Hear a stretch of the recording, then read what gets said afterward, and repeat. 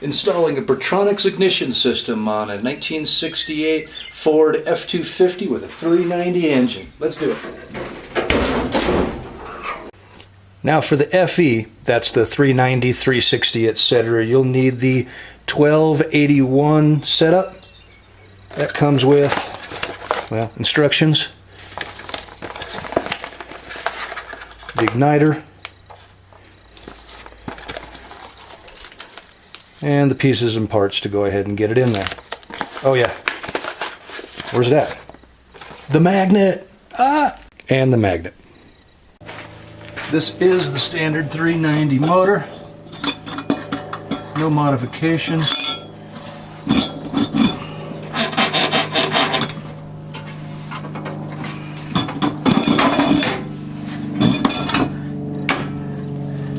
Original carburetor, I think that's what, the Autolite 2100. Original style distributor. And that's where we'll be working today.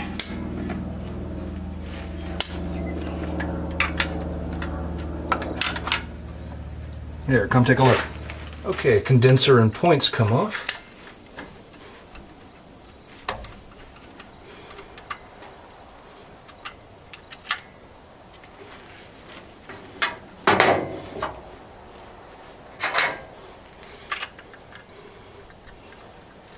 That's a 5/16 nut.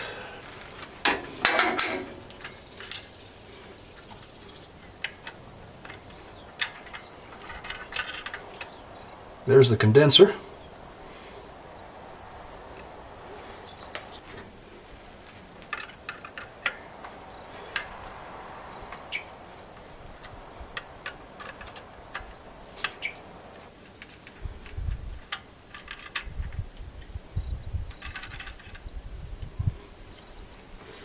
There's a ground wire attached to the points, so make sure that that goes back on here in just a sec.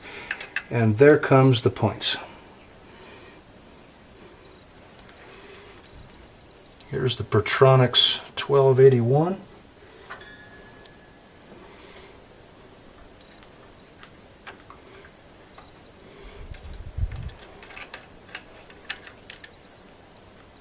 That is going to be adjustable, so I'm going to need to use the supplied gap, just like you use on a point system. Rotor comes off, and the magnet fits on.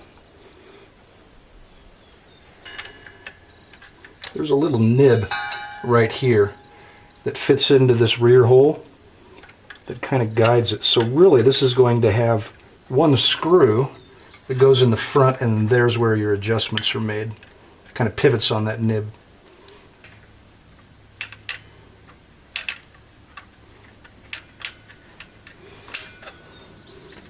And adjust that later. Okay, I'm going to pull off the old wiring. This is an old coil that I have, kind of a backup to the other coil, and you can see right here it says battery on the one side, that is the positive side, and distributor on the other, that is the negative side. Now there's no real good angle to show you down in here so you can see where the wires are, but again, with this is my guide, turning it this way, the right side will be the hot side, the left side will be the ground or negative side. Okay, this red and black wire, it was the only wire I had when I put the tack on. This goes to my tack. It's on the ground side of the coil. Just get that out of the way. And then the black wire comes off that goes to the distributor. Here.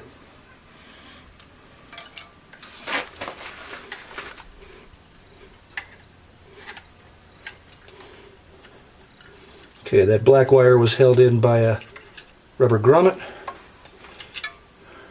and it's off. Let's go ahead and feed the Pertronix red and black wires through that same hole. Just like that.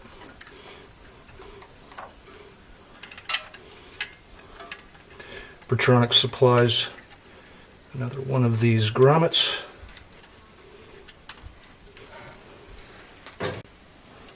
Oh, I almost forgot to put the, let's remove that magnet, the ground wire on, the original ground wire. Let's go ahead and put that back in place. Okay, let's go ahead and set the gap with this fancy little plastic gap tool. There's the magnet in place. You can see there's very little room in here. Perfect. Set everything in place and tighten it down.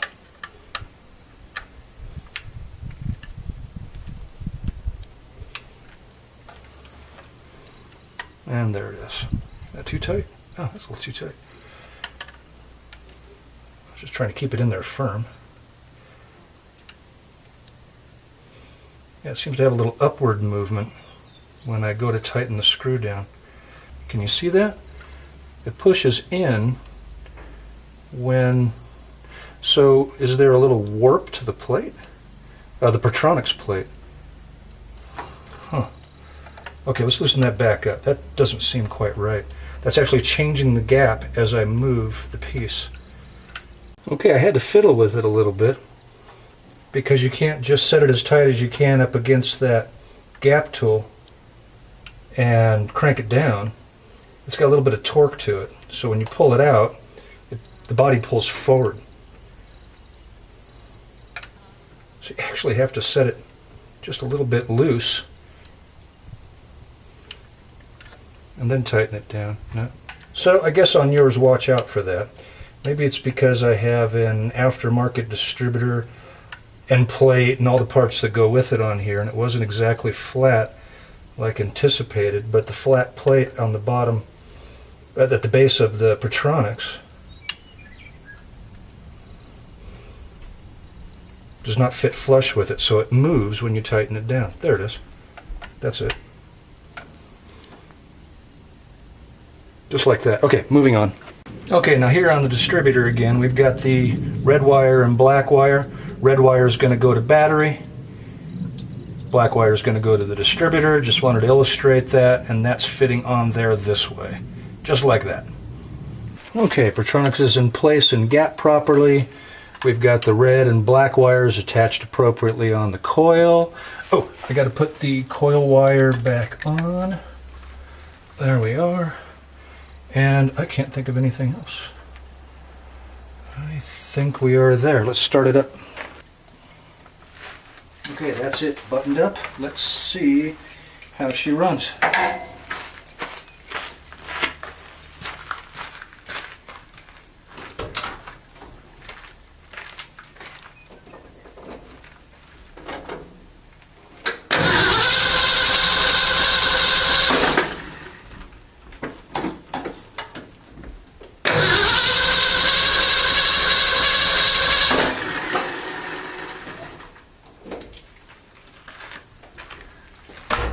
Not even firing.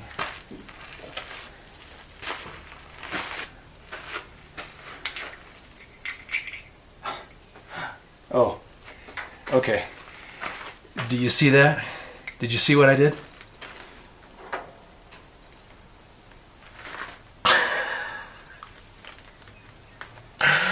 Okay, take two.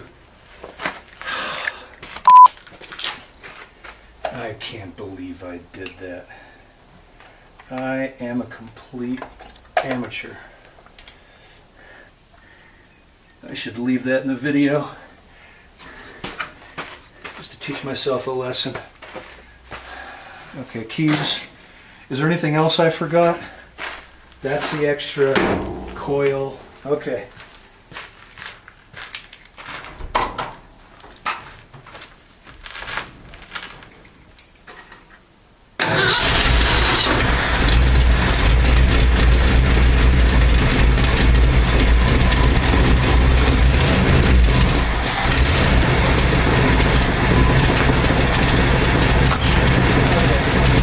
I had flooded it.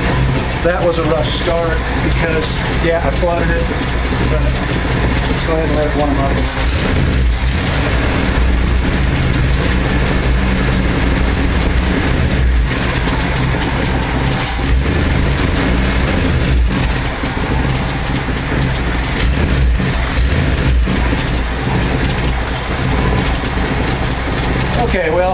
There you go. That's how to and how not to install the Pertronix Ignitor.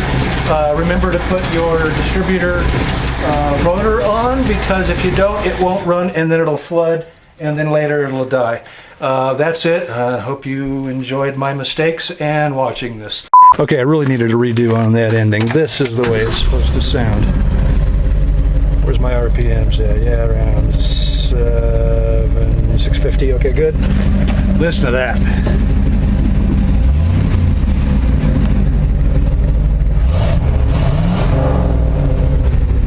Beautiful. Okay, those Pertronix ignition systems are really nice. Damn, that sounds good.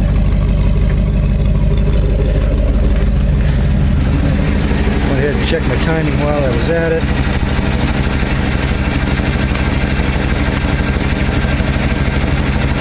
We're up in the mountains, so I've got it advanced a little bit more. There it is. Looks good. Sounds good. Good system.